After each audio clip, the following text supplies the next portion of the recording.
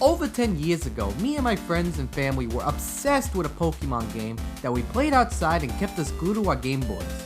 Cue the present day. Me and my friends and family are obsessed with a Pokemon game that we play outside and keep us glued to our smartphones. It reminds me of the first wave of Pokemon taking over the states. For me, kids were trading the cards before they played the games Pokemon Blue and Red.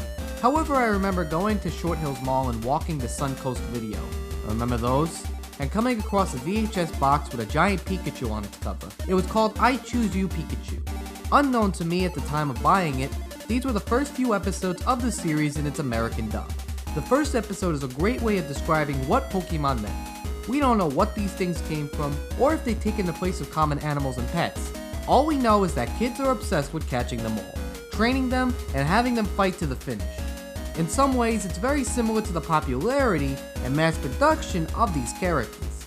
I don't know if this is intentional or not, but as an adult, I look at this and find myself fascinated with how blatant this cartoon was at selling me a product.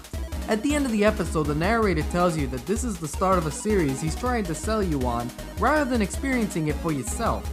I think the purpose is to show, not tell. Thank you. Our main hero, Ash, is 10 years old. He's kicked out, sent into the world unsupervised to catch wild creatures with the aid of his unstable rodent who could shoot deadly beams of electricity. Wow. As a kid, I really didn't think about how insane this premise was, but as an adult, I'm starting to see it now.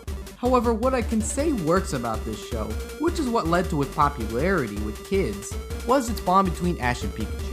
If this creature wasn't cute enough, it's fun to see how these two eventually go through the buddy cop tropes of not standing each other, but eventually finding sympathy with one another.